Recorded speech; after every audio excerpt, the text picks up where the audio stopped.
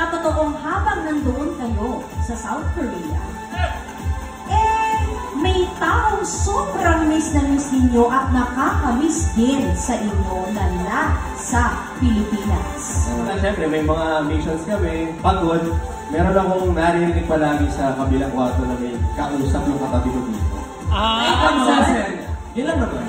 Ang dami mong sinasabi. Sino bang maraming kausap dito? Hindi ba ikaw?